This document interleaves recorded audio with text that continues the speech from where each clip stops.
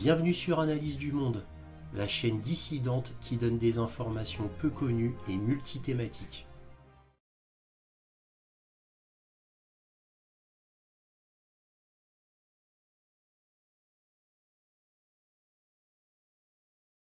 Bonjour à vous, bienvenue sur Analyse du Monde. Comme d'habitude, si cette vidéo vous a plu, un petit pouce, un abonnement, un commentaire pour me dire ce que vous en avez pensé, éventuellement un petit don, lien dans la description. Cela me permet de publier régulièrement. Merci à tous de votre soutien à Analyse du Monde, aussi appelé Réinformation sur le monde, sur YouTube. Donc là, cette vidéo, c'est le point sur l'Ukraine du 16 septembre 2023, avec comme titre « La Crimée est harcelée ». Ça fait déjà 2 mois qu'elle est harcelée. Et c'est une stratégie très coûteuse, donc en matériel, évidemment en finance et en hommes aussi. Donc nous allons voir ça. Alors comme d'habitude, cette vidéo est en 3 parties. Il y a les informations générales, la conclusion et enfin la carte militaire pour savoir ce qu'il se passe sur le terrain. Voilà. Donc nous allons commencer par les informations générales. Alors tout d'abord sur le front, aucun progrès significatif a été effectué par les forces ukrainiennes. Et en réalité, comme d'habitude, ils ont subi d'énormes pertes, comme déjà démontré dans mon précédent point sur l'Ukraine par une vidéo de la BBC. Aussi, le manque d'hommes en Ukraine a poussé Zelensky à demander que les Ukrainiens qui sont partis à l'étranger rentrent en Ukraine pour se battre, avec l'aide des États accueillants, parce que ce sera les États accueillants qui devront faire appel à leur police pour retrouver les réfugiés ukrainiens, les rassembler et les envoyer en Ukraine. Cela ne sera pas facile. Enfin, Zelensky a maintenant demandé à ce que ces femmes en état de se battre soient obligatoirement concernées par la mobilisation générale. Mais pour l'instant, seules sont concernées les femmes dont le métier est médical. Exemple, infirmières, docteurs, pharmaciennes, etc. Mais cela pourrait changer bientôt en incluant toutes les femmes d'Ukraine en état de se battre. En effet, il y a un tel manque d'effectifs côté ukrainien qu'ils en sont arrivés à ces extrémités. Alors, sur les dernières attaques ukrainiennes hors du front, et quand je dis hors du front, je veux parler de la mer Noire. Et là, on va surtout parler de la Crimée. Bref, la Crimée est harcelée. L'Ukraine a intensifié ses frappes contre la flotte russe de la mer Noire qui y est déployée. La dernière attaque a impliqué 10 missiles de croisière Storm Shadow qui ont touché le navire de débarquement nommé Minsk, ainsi que le sous-marin nommé Rostov-sur-le-Don, suivi de la destruction d'un lanceur de missiles S-300. C'est une information à confirmer, mais apparemment c'est vrai.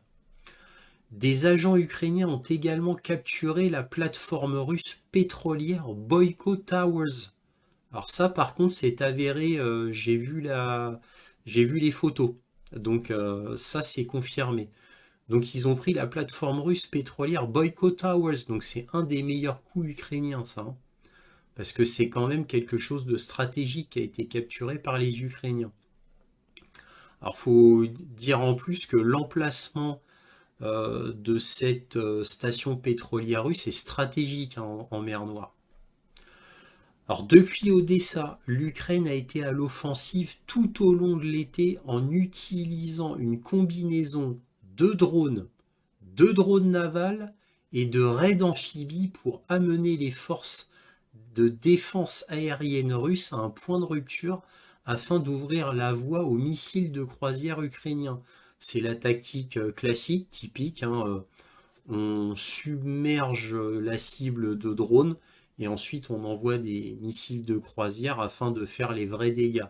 Les drones étant la diversion, va-t-on dire. Donc tout fut fait en environ 2 mois, tout ce que je viens de dire, avec un succès mitigé côté ukrainien, puisque seules quelques cibles russes ont été bien touchées, et seulement touchées. c'est-à-dire à part le S-300, si c'est vrai, qui lui a été vraiment détruit, le système S-300, ce qui est une perte importante pour les Russes. Mais les attaques de navires sur toute la mer Noire, un seul navire a vraiment apparemment été coulé. Apparemment, ça reste à confirmer. Tous les autres navires ont été endommagés mais sont en cours de réparation. Donc en gros, on a deux pertes quasi confirmées significatives à mettre pour le compte des Ukrainiens. Voilà. Ce qui est quand même très peu vis-à-vis de tout ce qui a été lancé. Alors, qu'est-ce qui a été lancé et pourquoi c'est mitigé? C'est parce que les Ukrainiens ont lancé des centaines de drones et peut-être, difficile de faire le compte, mais au moins des dizaines de Storm Shadow. Et là-dedans, quelques scalps. Hein, c'est-à-dire l'équivalent des Storm Shadow anglais.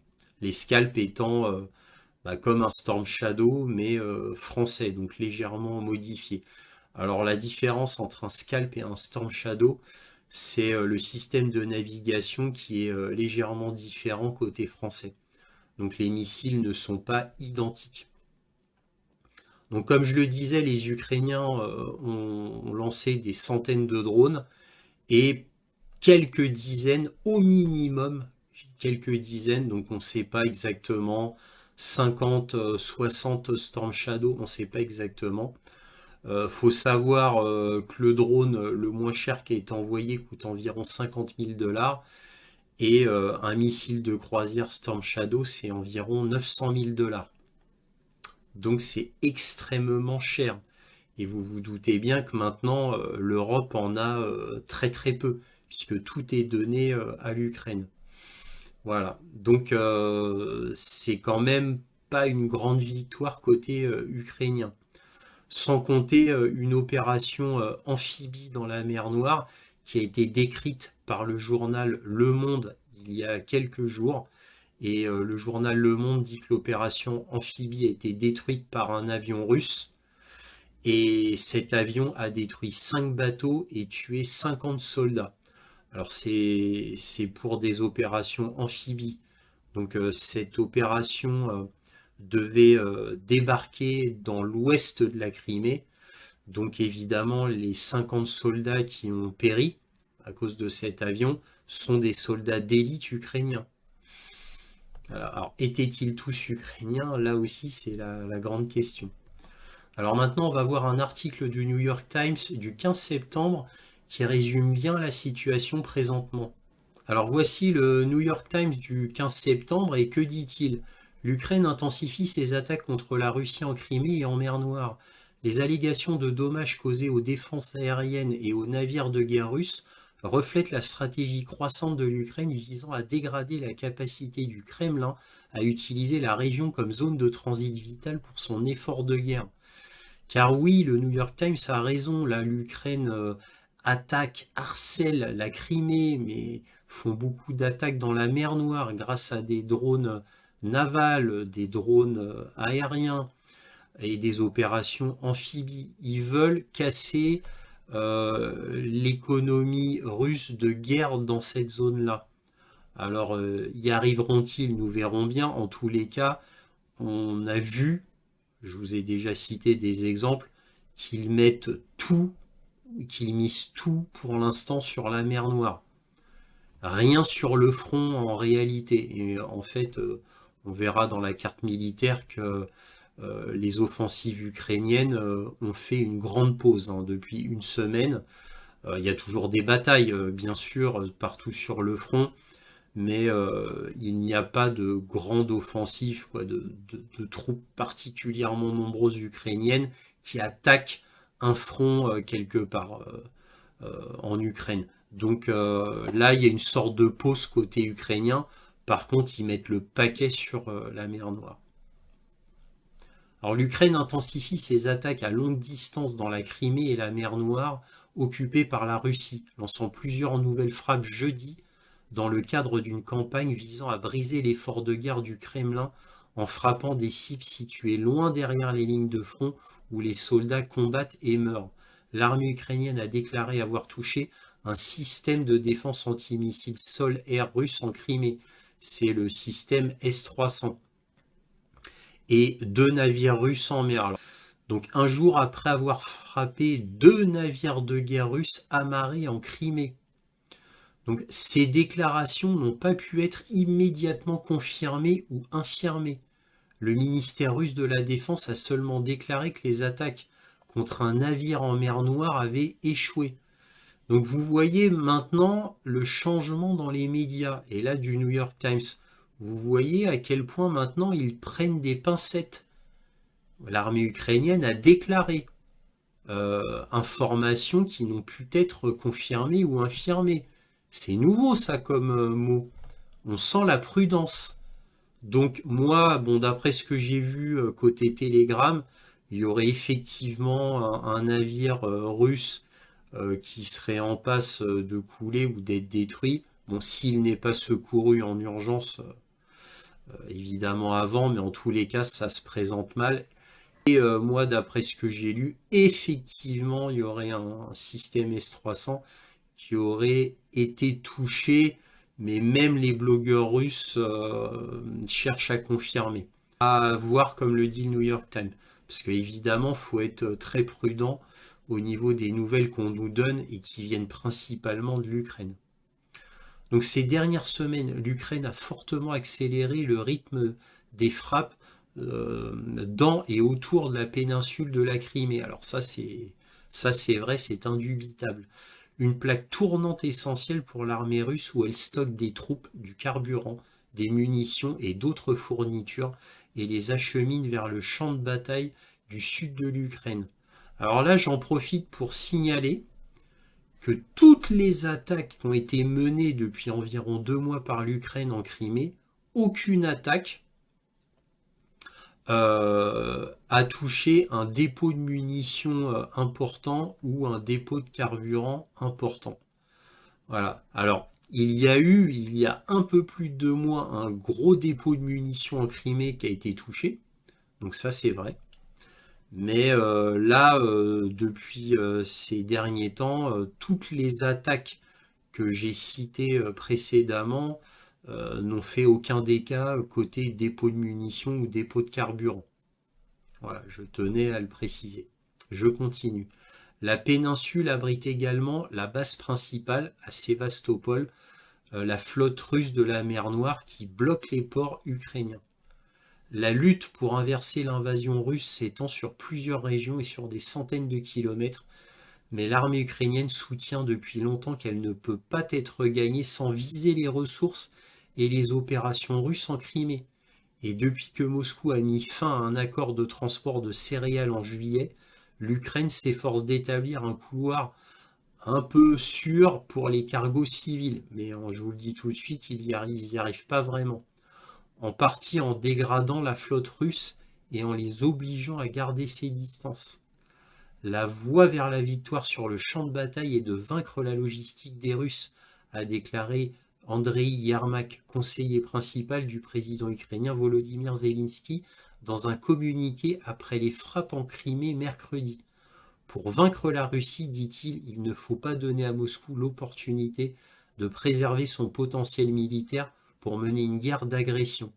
Bon, on va sortir de la mer Noire et on va parler d'un autre événement important qui s'est passé dernièrement, c'est-à-dire la rencontre de Vladimir Poutine et de Kim Jong-un le 13 septembre. Donc c'est un événement important et qui a fait dire aux médias occidentaux que la Russie est très isolée sur la scène internationale puisqu'il ne peut se tourner que vers la Corée du Nord, un État doté d'un dictateur, un État paria.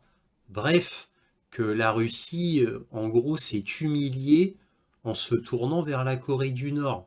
Alors évidemment, cette assertion est totalement ridicule et montre une ignorance crasse des médias occidentaux, puisque la Russie et la Corée du Nord ont des liens profonds depuis des décennies, c'est-à-dire peu après la guerre de Corée, qui s'est finie en 1953. Donc ils ont des liens très profonds et il ne faut pas se leurrer. Si la Corée du Nord a réussi ses bons technologiques dans les missiles nucléaires, c'est avec l'aide de la Russie, bien évidemment. Alors la Chine a elle aussi aidé, mais dans un tout autre domaine, surtout dans un domaine économique et financier. Il est bien connu que la Russie a depuis des décennies aidé la Corée du Nord dans le domaine militaire et principalement nucléaire. Bref, donc dire que la Russie est complètement isolée sur la scène internationale, c'est ridicule. Alors maintenant, les médias nous expliquent que Vladimir Poutine s'est tourné vers Kim Jong-un pour avoir des obus, et en échange, la Russie donnait de la technologie et des céréales à la Corée du Nord qui est en perpétuelle famine, comme chacun sait. Alors évidemment, c'est faux. C'est faux. J'ai fait 2 vidéos sur la Corée du Nord il y a un moment de cela. Bon, c'est sur ma chaîne Odyssée. Donc allez sur ma chaîne Odyssée, un lien dans la description. Remontez un petit peu et vous verrez mes 2 vidéos sur la réalité de la Corée du Nord. Donc non, la Corée du Nord n'est pas en perpétuelle famine. Oui, la Corée du Nord est en difficulté économique et en difficulté évidemment sur les denrées. Bien sûr, elle est en difficulté, mais non, les gens arrivent à s'en sortir, la plupart tout du moins. Donc oui, elle est dans un état fragile au niveau financier, économique et au niveau des denrées alimentaires, ça c'est vrai, mais elle n'est pas dans un état de famine, tout du moins elle ne l'est plus. Mais elle l'a été, ça c'est vrai. Début des années 2000, la Corée du Nord était effectivement dans un état de famine, ça c'est vrai. Mais c'est fini tout ça. Donc voilà, donc tout ce que disent les médias sur ce que se sont dit Vladimir Poutine et Kim Jong-un n'est que de la spéculation, puisque absolument rien n'est sorti de leur entretien. Donc on ne sait pas du tout ce dont ils ont parlé. Donc tout ce qu'on dit, échange technologique, donation d'obus de la part de la Corée du Nord, tout ça c'est que de la spéculation. Donc pour y voir plus clair, on va voir un article de Yahoo News qui reprend lui-même un article du New York Times concernant le complexe militaro-industriel russe et plus précisément concernant les obus. Voyons cela. Donc voilà l'article de Yahoo News qui lui-même reprend l'article de Ukrainska Pravda, c'est-à-dire le journal ukrainien, qui lui-même reprend un article du New York Times qui dit la Russie défie les sanctions et produit plus de missiles qu'avant 2022. Donc là, c'est pour dire que la Russie produit énormément. Alors là, ce sont des responsables américains sous couvert d'anonymat qui ont révélé cela, parce qu'évidemment, c'est pas dans la bonne direction de la propagande. Mais bon, bref, donc ça parle surtout de missiles. Et là, que lit-on à la fin? En dehors de cela, les responsables occidentaux indiquent que la Russie a doublé sa production d'obus jusqu'à 2 millions par an. Ils sont capables d'en produire 2 millions par an, soit des volumes supérieurs à ceux que les États-Unis et l'Europe peuvent produire. Donc vous voyez, là dans cet article, on note que la Russie peut produire plus d'obus que les États-Unis et l'Europe réunis. Donc ça en dit long quand même. Là, on va voir un article très intéressant qui vont vous montrer en fait les dessous des relations entre la Pologne et l'Ukraine. Alors, il faut vraiment que je vous explique le contexte pour vraiment complètement comprendre. Il faut savoir que les Polonais et les Ukrainiens se détestent depuis la Seconde Guerre mondiale. Alors pourquoi? Tout simplement parce que l'Allemagne nazie avait morcelé la Pologne et avait donné des territoires à l'Ukraine. Et là, présentement, en gros, c'est la partie extrême ouest de l'Ukraine qui, historiquement, était à la Pologne. Il y a aussi une autre partie au sud-ouest de l'Ukraine qui appartient historiquement à la Hongrie. Donc la Hongrie aussi aimerait récupérer du territoire ukrainien. Je vous avais fait une vidéo à un moment donné où le président polonais disait que ben, nous, on voudrait récupérer la partie ouest de l'Ukraine qui nous appartenait avant. Voilà, carrément en plein conflit, eh bien la Pologne disait ça. Alors ça en avait choqué beaucoup, dont les Ukrainiens bien évidemment qui étaient très en colère, mais les Polonais s'étaient permis ça, carrément. Ça c'était pour vous montrer à quel point les Polonais détestent les Ukrainiens. Parce que l'entente que vous voyez entre le gouvernement ukrainien et le gouvernement polonais, tout ça, c'est que pour la guerre en Ukraine. Parce qu'en fait, les Polonais détestent l'Ukraine, mais je crois qu'ils détestent encore plus la Russie. Donc en fait, les Polonais aident l'Ukraine juste pour combattre la Russie, pas parce qu'ils veulent aider l'Ukraine. En aucun cas. En aucun cas, ils détestent les Ukrainiens. Et en particulier les Ukrainiens de l'Ouest, qui historiquement sont pro-nazis.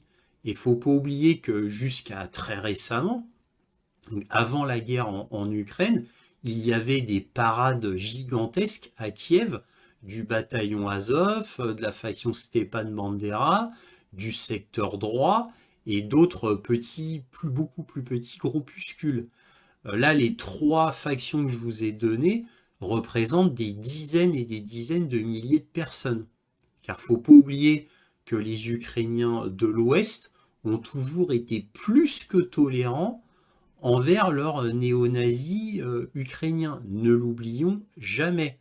Alors je vous avais montré il y a assez longtemps, c'est vrai, un reportage de France 2 et de la BBC qui datait de 2015, début 2015, et qui vous montrait les parades nazies, néo-nazis à Kiev. Et dans le reportage de la BBC, il vous montrait à Kiev comment carrément le bataillon Azov s'était emparé de Kiev, tout simplement, de la mairie de Kiev et de ses institutions. Je dis bien, s'en était emparé. Donc avec menaces, la force, etc. Ça, c'était quand les médias pouvaient parler encore. Hein. C'était en début 2015. Bref, bref. Donc là, on va lire cet article maintenant que vous comprenez mieux le contexte. J'estime qu'il était important de vous décrire le contexte pour ceux qui ne le connaissaient pas. Donc maintenant, on va lire cet article. Alors voici l'article, et que dit-il? L'ambassadeur de Pologne fustige l'Ukraine à propos des mémoriaux des collaborateurs nazis de la Seconde Guerre mondiale. Donc Kiev devrait permettre à Varsovie d'exhumer ses morts plutôt que d'honorer ceux qui les ont tués, a déclaré Bartosz Cichocki à la BBC. Les autorités ukrainiennes ont tort d'ériger des monuments aux criminels de guerre, a déclaré samedi l'ambassadeur de Pologne en Ukraine à la BBC. La vénération continue de Kiev envers les collaborateurs nazis comme Stepan Bandera est une source de vraie douleur en Pologne, a-t-il déclaré. Alors, une source de vraie douleur, c'est un doux euphémisme pour les Polonais. Vous dites que la guerre n'est pas le moment de s'occuper des morts, a déclaré l'ambassadeur Bartosz Cichocki dans une interview accordée au bureau ukrainien de la BBC. Mais je peux vous répondre, la guerre n'est pas non plus le moment d'ériger des monuments aux criminels et de donner leur nom aux rues. Par les morts, Cichocki fait référence au meurtre de 40 000 à 100 000 Polonais entre 1943 et 1944 dans les régions de l'ouest de l'Ukraine et de l'est de la Pologne, également connues sous le nom de Volhynie et de Galice. Le massacre de Volhynie, comme l'ensemble de la campagne de nettoyage ethnique, est désormais connu et perpétré par l'UPA, une branche paramilitaire de l'organisation des nationalistes ukrainiens alliés aux nazis. L'OUN était alors dirigée par Stepan Bandera, qui est aujourd'hui célébré par de nombreux Ukrainiens comme héros national. Les rues de plusieurs villes ont été renommées en l'honneur de Bandera, tandis que le chef de l'OUN a été honoré par des statues et des monuments, dont une statue de 7 pieds dans la ville de Lviv, dans l'ouest de l'Ukraine. Ils ont utilisé des haches pour économiser les munitions. Comment se fait-il que les héros nazis de l'Ukraine moderne ont massacré des civils pendant la Seconde Guerre mondiale? C'est une erreur dans notre culture chrétienne que des êtres chers ne puissent pas prier sur les tombes de leurs ancêtres brutalement assassinés, qu'ils ne puissent pas les retrouver et les enterrer, et en même temps que des monuments soient érigés à la mémoire de leurs meurtriers, a déclaré Cichocki. Cichocki a expliqué que les autorités polonaises attendent toujours l'autorisation de Kiev pour exhumer un charnier près de la ville ukrainienne de Ternopil. Si l'autorisation était accordée, il a déclaré que cela contribuerait grandement à établir la confiance entre nous. Alors là, vous voyez, ça veut dire qu'il n'y a pas de confiance là en ce moment entre les Polonais et les Ukrainiens. Hein. Vous voyez? L'ambassadeur a également fustigé les affirmations selon lesquelles les parties polonaises attiseraient le désaccord entre Varsovie et Kiev. J'entends très souvent qu'un monument à Stepan Bandera est inauguré quelque part et que les Polonais s'en indignent, disent-ils. Les Polonais attisent ce sujet, a-t-il fait remarquer. Et pourquoi personne ne demande-t-il à ceux qui ouvrent ce monument pourquoi ils le font? L'Ukraine menace la Pologne, dit le ministre. La question du massacre de Volyn a été soulevée plus tôt cet été par le porte-parole du ministère polonais des Affaires étrangères, Łukasz Jasina, qui a appelé le président ukrainien Volodymyr Zelensky à assumer davantage de responsabilités et à s'excuser pour ces meurtres. Les responsables ukrainiens se sont indignés. L'ambassadeur de Kiev à Varsovie, Vasily Zvarich, déclarant que toute tentative d'imposer au président ukrainien ou à l'Ukraine de nous dire ce que nous devons faire concernant notre passé commun est inacceptable et malheureux. Cichocki a déclaré que pour le moment, Varsovie garderait ses désaccords avec Kiev à l'écart de la guerre et aiderait l'Ukraine à se défendre. La fin de cet article est vraiment très révélateur, car vous avez vu que la Pologne, à la toute fin de cet article, s'est reprise et a dit bon, c'est pas ça qui va nous empêcher d'aider l'Ukraine, malgré tout. Mais 99% de l'article, c'est des accusations extrêmement graves envers Kiev. L'accusation est très grave. L'accusation, c'est que l'Ukraine adore les nazis et qu'elle les adore tant qu'elle érige des monuments mémoriaux avec la collaboration nazie. Donc c'est extrêmement gênant pour la Pologne, mais aussi pour l'Ukraine. Alors c'est gênant pour la Pologne, puisque la Pologne, officiellement pour les médias occidentaux, est farouchement contre la Russie et donc aide farouchement l'Ukraine pour la guerre. Mais d'un autre côté, elle déteste l'Ukraine parce que l'Ukraine érige des monuments en mémoire des nazis. Donc c'est quand même problématique. Mais l'Ukraine a un besoin vital de la Pologne, puisque la Pologne est, toute proportion gardée bien évidemment, est le pays qui donne le plus à l'Ukraine, proportionnellement toujours bien sûr. Donc l'Ukraine est obligée d'aimer entre guillemets la Pologne officiellement. Vous voyez? Donc les deux pays sont dans la contradiction la plus totale. Ils sont sur le fil du paradoxe en permanence. Donc c'est très très délicat entre eux à gérer comme situation présentement. Alors avant de passer à la conclusion, je vais vous donner deux dernières informations strictement militaires, à savoir que là, Vladimir Poutine vient de recruter 270 000 soldats volontaires, donc en 2023, ce qui s'ajoute aux 300 000 soldats réservistes qui avaient été recrutés en 2022 suite à la mobilisation partielle, ce qui fait que selon moi, présentement en Ukraine, il y aurait environ 500 000 soldats russes sur le sol ukrainien qui participent à l'opération militaire spéciale.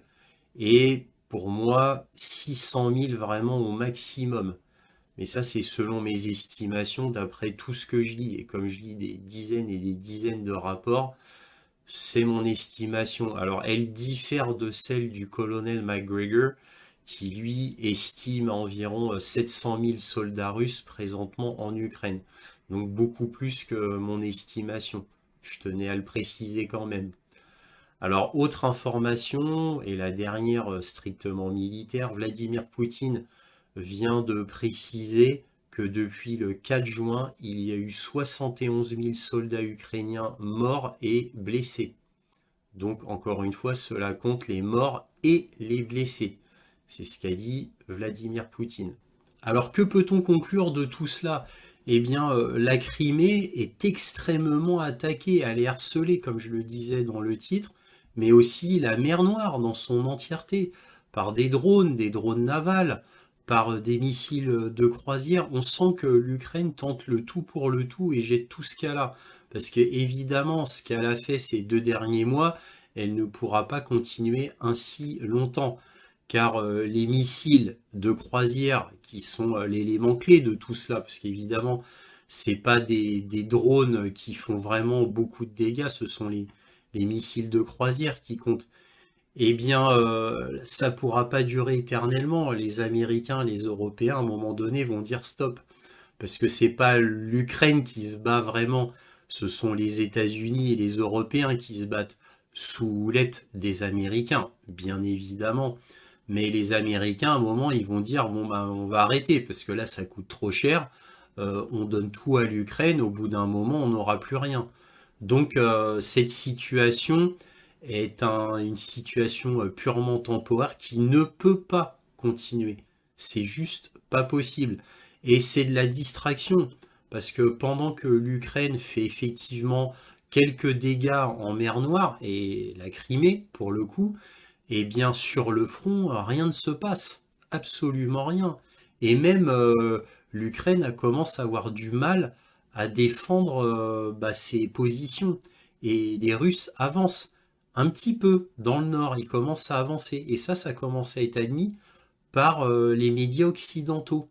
Alors aussi, il y a cette épée de Damoclès sur la tête de l'Ukraine qui est l'attente de la grande offensive russe, qui est obligée d'arriver à un moment ou à un autre.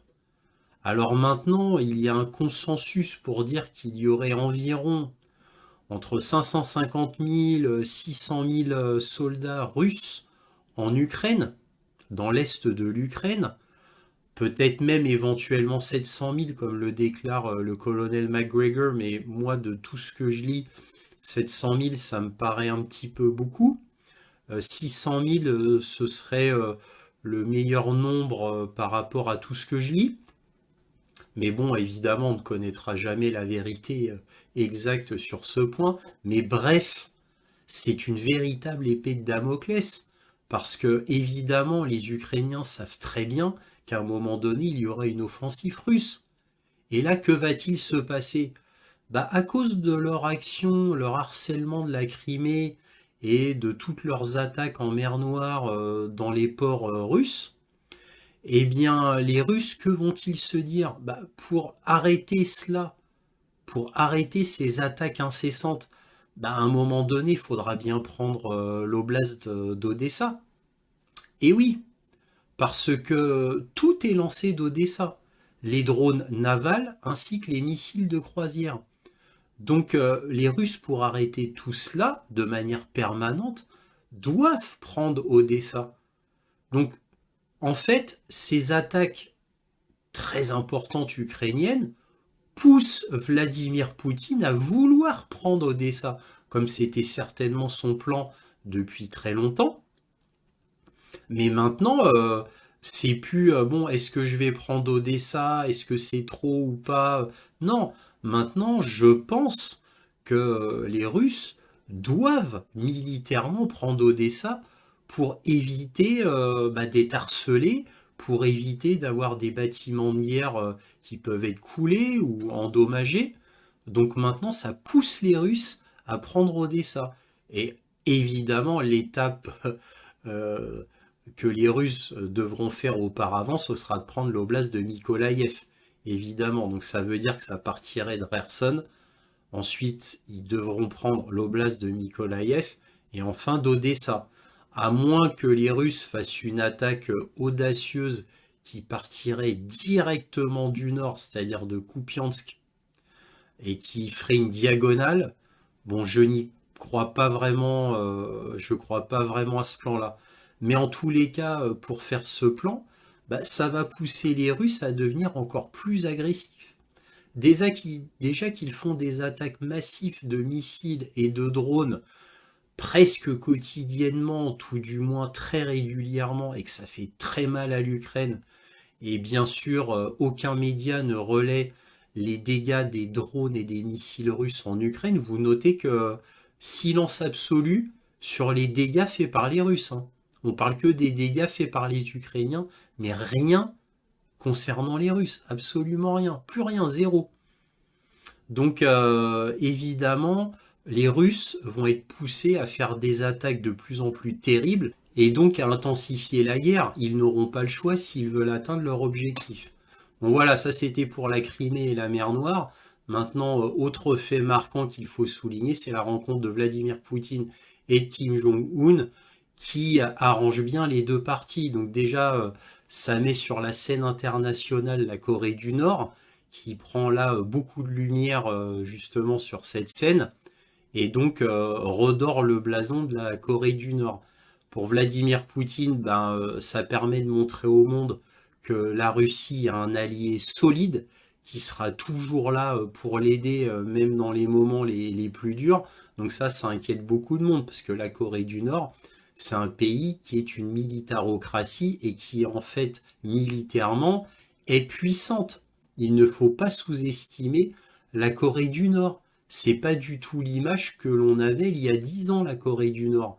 La Corée du Nord a eu un emballement militaire qui a été, pour eux, très positif, qui a très très bien marché.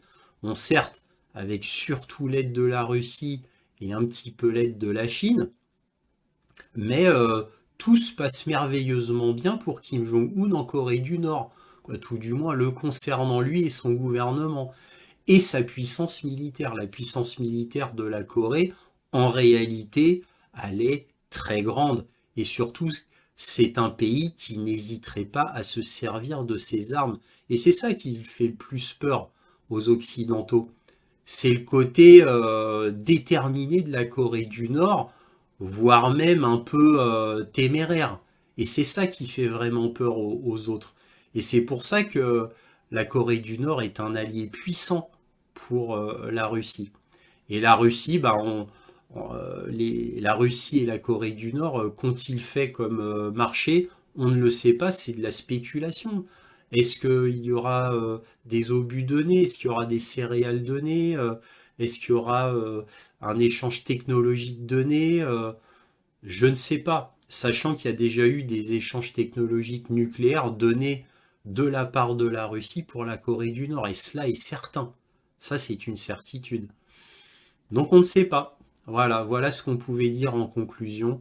Maintenant, on va passer à la carte militaire.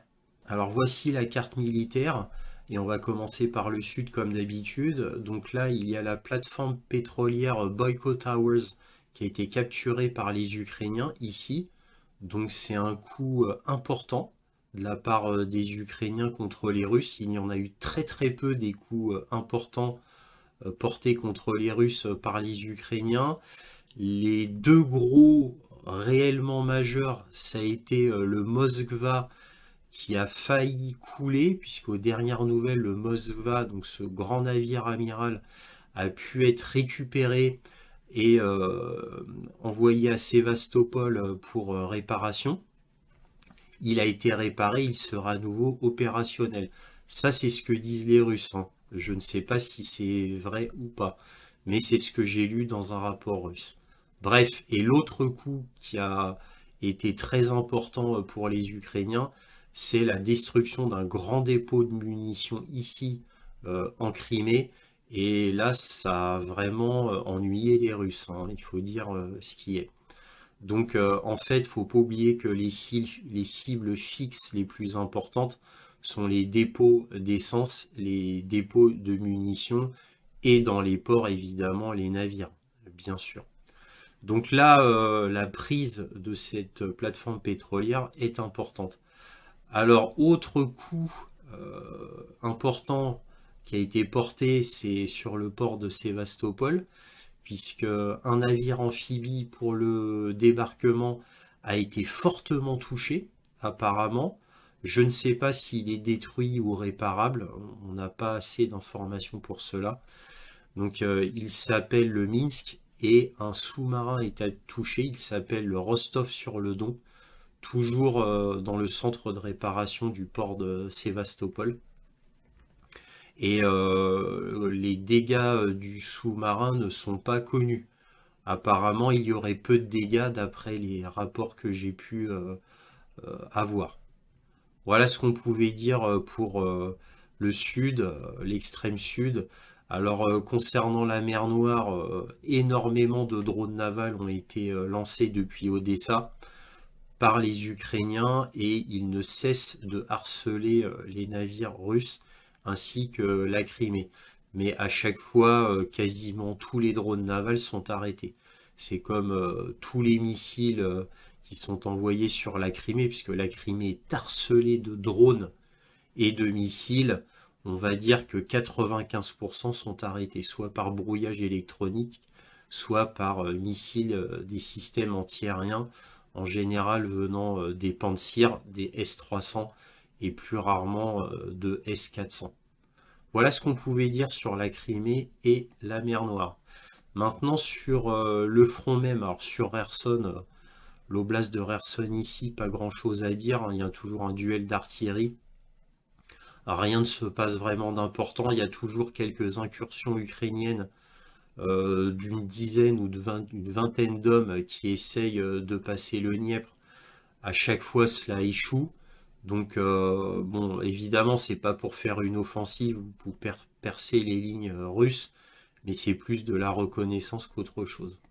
Là où évidemment il y a le plus de combats, c'est sur la zone d'Orerov, c'est-à-dire dans l'oblast de Zaporojye. Et donc ici, évidemment, là vous voyez un gros enfoncement bah, parce que c'est une carte ukrainienne. Alors, je le rappelle à chaque fois, hein, mais c'est une carte ukrainienne, donc à prendre avec des pincettes.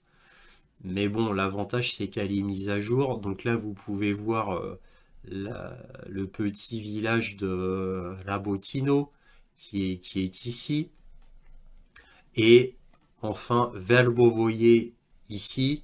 Alors, faut savoir que la ligne Sourovikine, c'est-à-dire la ligne de défense russe, la première est ici. Elle fait comme ça. Voilà. Donc, à touche presque Verbovoye. Donc, elle fait comme ça la première ligne de défense. Voilà. Et donc, je rappelle que les Ukrainiens n'ont toujours pas franchi la première ligne de défense. Et que les Russes ont abandonné complètement Rabotino. Maintenant, les Russes sont ici, juste à l'extérieur. Et en fait, même les Ukrainiens ont plus ou moins abandonné la prise de Rabotino, je dis bien plus ou moins, puisque la majorité de leurs forces a été détournée vers Valbovoye afin de percer ici. Bon, pour eux, ils ont décidé qu'ici, ça pourrait fonctionner. Malheureusement, ça n'a pas fonctionné, donc ils se sont fait massacrer. Encore une fois, bah, comme la semaine dernière. Sauf que cette semaine, il y a eu des forces envoyées sur Valbovoye, mais les forces étaient beaucoup plus petites que la semaine dernière. La semaine dernière, ils ont tenté un grand coup et ils se sont fait massacrer comme d'habitude. Donc là, ils ont tenté avec moins d'hommes. Bah, évidemment, ça ne peut pas marcher. Et là, ça fait maintenant 4 ou 5 jours qu'il y a une sorte de pause dans l'offensive ukrainienne. L'offensive ukrainienne s'est très très très largement radoucie. Là, ils ne tentent quasiment plus rien, les Ukrainiens, sur toute la ligne de front. Alors, il y a toujours des batailles, évidemment, mais ils ne tentent plus rien dans le sens soit une offensive de reconnaissance, soit une offensive de percement. Là, ils ont abandonné ces choses-là pour l'instant. Évidemment, ça ne veut pas dire qu'ils ne vont pas continuer plus tard. Alors sinon, sur les autres points du front importants, eh bien en fait, il n'y a pas grand-chose à dire, hein, donc, parce que les zones importantes, c'était Ougledar, Marinka, Donetsk, là évidemment Avdiivka. Là sur Avdiivka, il y a eu quand même une offensive plus importante que d'habitude qui a essayé de sauver les forces ukrainiennes qui sont enserrées dans cette nasse depuis maintenant plusieurs semaines. Faut pas oublier qu'ils sont vraiment dans une nasse, les forces ukrainiennes ici. C'est une grosse nasse, grosse forteresse. Il y a une tentative de libération pour percer cette nasse afin de faire un pont de ravitaillement ou d'aide, je ne sais pas, pour aider les forces ukrainiennes dans Avdiivka. Et cette force ukrainienne donc, a été stoppée net, puisque de toute manière, les forces n'étaient pas suffisantes. Et ils se sont fait détruire par l'artillerie qui est sur tout le pourtour, des drones et des Ka-52, des hélicoptères. Par contre, d'après ce que j'ai lu, aucun Sukhoi 25 n'est intervenu. Mais cela suffit largement pour les arrêter net. Apparemment, les forces russes qui ont été les plus importantes pour les arrêter ont été des Lancet 3. Et apparemment, les Russes ont maintenant tellement de drones Lancet qu'ils les utilisent pour arrêter les troupes, c'est-à-dire l'infanterie, et non pas que les véhicules blindés ou que les chars. Ce qui est nouveau et montre qu'ils ont beaucoup de drones. Voilà ce qu'on pouvait dire sur Avdiivka. Donc on va remonter. Et là, Bakhmout, alors il y a toujours les forces ukrainiennes au sud de Bakhmout qui essayent de percer donc sur 3 axes ici. Bon, la semaine dernière, ils ont subi de grosses pertes, puisqu'ils ont essayé vraiment sur les 3 axes d'essayer de percer ici. Ça a complètement échoué. Et donc là, il y a quelques jours, au lieu d'attaquer ici, ils ont attaqué sur le nord, ici, au nord de Bakhmout, ici. Et ça a échoué aussi, malheureusement pour eux. Donc, et c'est depuis lors, en fait, depuis toutes ces attaques importantes que tout s'est arrêté. Voilà. D'après ce que je lis, il n'y a plus d'offensive ukrainienne. Ça s'est beaucoup calmé. Dans la zone de Siversk, rien ne s'est passé, sauf que les Russes sont avancés. Et ils ont avancé plutôt dans la zone sud, comme on peut le voir ici. Donc ils avancent, mais très lentement, très lentement. Et sur Kupiansk, et bon, évidemment sur Liman et sur Kupiansk, pareil, hein. Donc Liman, il ne s'est rien passé, les Russes n'ont pas avancé, ni les Ukrainiens bien sûr. Et sur Kupiansk, qui est la zone dont on parle le plus dans le nord, eh bien les Russes ont un petit peu avancé, mais très peu. Alors maintenant, je réponds à la question qu'on me pose beaucoup, mais comment ça se fait qu'il y ait de telles forces russes en Ukraine, et principalement dans le nord, puisque même le ministre de la Défense ukrainien s'était inquiété des forces colossales qui étaient ici, dans toute cette zone, et on me pose la question, mais comment ça se fait que les Russes ne font rien? Alors les Russes ne font rien sur le front, ne font aucune grande offensive, alors que d'après mes estimations, il y aurait entre 500 000 et 600 000 hommes. Le colonel McGregor dit 700 000, mais bon, pour moi c'est un petit peu exagéré, mais ce n'est que mon avis. Donc pourquoi les Russes ne font rien? Donc je réponds à la question qu'on me pose très souvent. Eh bien je répète ce que je dis tout le temps aussi, c'est une guerre d'attrition. Donc les Russes sont très contents d'être en défensive, d'épargner les hommes et les équipements. Donc en défensive, bah, c'est parfait puisque les forces ukrainiennes s'écrasent sur les défenses. Donc tant qu'il y aura des hordes d'Ukrainiens qui s'écraseront sur les défenses russes, les Russes ne bougeront pas.